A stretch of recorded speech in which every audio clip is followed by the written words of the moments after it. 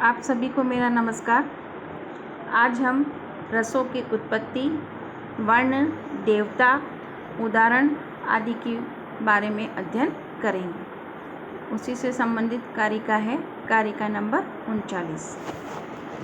देखिए, श्रृंगाराद्धि भवेद्दास्यो रौद्राच्च करुणो रसः वीराच्चैवादद्बुद्धोत्पत्तिर्विभत्साच्च भयानक। प्रसंग। इस कारिका में प्रस्तुत कारिका में 4 मूल रस तथा अन्य रसों की उत्पत्ति का कथन किया जा रहा है। 4 मूल रस तथा उनसे अन्य रसों की उत्पत्ति का कथन किया जा रहा है। इसका अन्वय देखिए। ही श्रृंगारात् हास्यः च रौद्रात् करुणः रसः च वीरात् एव अद्भुतः च विभत्सात् भयानकः उत्पत्तिः भवेत्। ही श्रृंगारात् हास्यः, निश्चय ही या वस्तुतः श्रृंगार से हास्य की।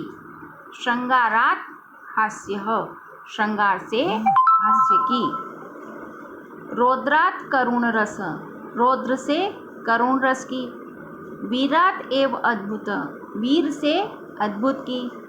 च विभत्सात् भयानक उत्पत्ति भवेत्, तथा भयानक रस की उत्पत्ति विभत्स से होती है। विभत्सात्, विभत्स से भयानक रस की उत्पत्ति होती है। ही श्रृंगारात् हास्य, वस्तुतः श्रृंगार से हास्य की। च रौद्रात् करुण रसः, रौद्र से करुण रस की। वीरात् एव अद्भुत, वीर से अद्भुत की। और विभत्सात् भयानक उत्पत्ति भवेत्, विभत्स से भयानक रस की उत्पत्ति होती है। इसकी व्याख्या देखिए। नाट्य शास्त्रकार आचार्य भरत मुनि 4 मुख्य रसों का प्रतिपादन करते हुए 4 गौण रसों की उत्पत्ति का कथन कर रहे हैं। भरत मुनि क्या बताते हैं कि 4 मुख्य रस हैं। मुख्य रसों की संख्या कितनी बताइए? 4। और गौण रसों की संख्या भी 4। इस प्रकार से उन्होंने 8 रस बताए हैं। तो प्रस्तुत कारिका में नाट्य शास्त्रकार आचार्य भरत मुनि 4 मुख्य रसों का प्रतिपादन करते हुए 4 गौण रसों की उत्पत्ति का कथन कर रहे हैं। रसों के प्राधान्य एवं अप्राधान्य का निर्णय, मतलब कौन से रस प्रधान है, कौन से अप्रधान, कौन से मुख्य हैं, कौन से गौण, इसका निर्णय सर्वप्रथम भरत मुनि ने ही किया। यथा मुख्य रस हैं 4: श्रृंगार, रौद्र, वीर, विभत्स। गौण रस भी हुए 4: हास्य, करुण, अद्भुत, भयानक। अब जो मुख्य रस हैं 4, उनसे 4 गौण रसों की उत्पत्ति हुई। श्रृंगार से हास्य की, रौद्र से करुण की, वीर से अद्भुत की और विभत्स से भयानक रस की। तो मानव की चित्त वृत्तियों को ही स्थायी भाव कहते हैं। रस के आस्वादन के समय, जब हम रस का आस्वाद करते हैं, रस को अनुभव करते हैं, उस समय चित्त की वृत्तियों की विभिन्न अवस्थाओं के आधार पर ही रसों की प्रधानता एवं अप्रधानता का निर्णय किया जाता है।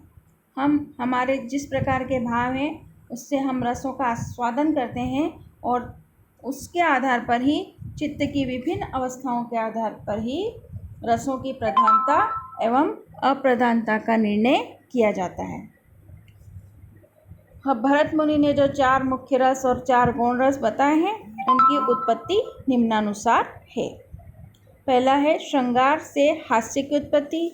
दूसरा रौद्र और करुण रस के बारे में बताया है कि रौद्र से करुण और वीर से अद्भुत रस और विभत्स से भयानक रस। हम एक एक को देखेंगे। श्रृंगार और हास्य। श्रृंगार रस से हास्य की उत्पत्ति होती है, अर्थात श्रृंगार रस के विभाव आदि द्वारा हास्य रस उत्पन्न होता है। श्रृंगार की अनुकृति को हास्य कहते हैं, अर्थात हास्य जो है वो श्रृंगार मूलक होता है। श्रृंगार से ही हास्य की उत्पत्ति होती है। इस प्रकार हास्य का मूल कारण क्या होगा? श्रृंगार। इसलिए प्रधान रस क्या है? श्रृंगार। और हास्य क्या है? गौण रस। अब दूसरा हम देखेंगे रौद्र एवं करुण। रौद्र रस से करुण रस की उत्पत्ति होती है। रौद्र जो है मुख्य रस है, उससे गौण रस करुण की उत्पत्ति होती है। अर्थात रौद्र रस के विभाव आदि द्वारा करुण रस उत्पन्न होता है। रौद्र की अनुकृति को करुण कहते हैं। अर्थात करुण जो है वो रौद्र मूलक होता है। किससे पैदा हुआ? वो रौद्र से। इस प्रकार करुण का मूल कारण क्या है? रौद्र। अतः रौद्र जो है वो प्रधान रस है और करुण जो है गौण रस है। अब तीसरा हम देखते हैं वीर एवं अद्भुत। वीर रस से अद्भुत रस की उत्पत्ति होती है। अर्थात वीर रस के विभाव आदि द्वारा अद्भुत रस उत्पन्न होता है। वीर रस की अनुकृति को अद्भुत कहते हैं। वीर रस से पैदा होने वाला क्या है? अद्भुत रस। अर्थात जो अद्भुत है वो वीर मूलक होता है, वीर से पैदा हुआ है। वीर रस से अद्भुत रस का उदय हुआ। इस प्रकार अद्भुत का मूल कारण क्या है? वीर। अतः जो वीर है वो प्रधान रस है। जो मूल होता है वो मुख्य होता है, वही प्रधान रस होता है। तो वीर क्या है? प्रधान रस। और अद्भुत क्या होगा? गौण रस। अगला देखो विभत्स एवं भयानक रस। विभत्स रस से भयानक रस की उत्पत्ति होती है। अर्थात विभत्स रस के विभाव आदि द्वारा भयानक रस उत्पन्न होता है। विभत्स रस की अनुकृति को भयानक कहते हैं। अर्थात भयानक विभत्स मूलक होता है। और इस प्रकार भयानक का मूल कारण क्या हुआ? विभत्स। अतः विभत्स जो है वो प्रधान रस है और भयानक जो है गौण रस है। अभिनवगुप्त के अनुसार सभी रस पुरुषार्थ चतुष्टय प्राप्ति कराने वाले होते हैं। और एक और बात बताइए कि आचार्य जो भोज हैं वो श्रृंगार को, भवभूति करुण को, अभिनवगुप्त शांत रस को और विश्वनाथ कविराज जो हैं वो अद्भुत रस को प्रधान रस मानते हैं। अब देखेंगे आप कारिका नंबर 40-41। श्रृंगारानुर्कर्त्या तु हास्यस्तु प्रकीर्तितः रौद्रस्यैव च यत्कर्म स ज्ञेय करुणो रसः।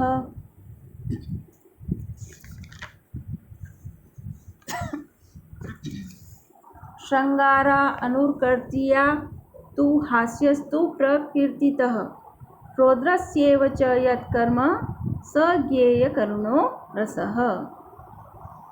या श्रृंगारः अनुकृतिः स तु हास्य प्रकीर्तितः। या श्रृंगार अनुकृतिः, जो श्रृंगार की अनुकृति है उसे हास्य कहा जाता है। स तु हास्य प्रकीर्तितः। या श्रृंगार अनुकृतिः, जो श्रृंगार की अनुकृति है, स तु हास्य प्रकीर्तितः, उसे हास्य कहा जाता है। रौद्रस्य एव च यत् कर्म स करुण रसः ज्ञेयः। तथा जो रौद्र का जो कर्म है, रौद्रस्य एव च यत् कर्म, रौद्र का जो कर्म है, स करुण रस ज्ञेय, उसे करुण रस समझना चाहिए। वीरस्य अपि च यत् कर्म स अद्भुत परिकीर्तितः। वीरस्य अपि च यत् कर्म, वीर का जो कर्म है, स अद्भुत प्रकीर्तितः, और वह अद्भुत कहा जाता है। विभत्स दर्शनम यच्च ज्ञेयम स तु भयानक। यच्च विभत्स दर्शनम स तु भयानकः ज्ञेय। यच्च, जहाँ और जहाँ विभत्स का दर्शन होता है उसे भयानक रस समझना चाहिए।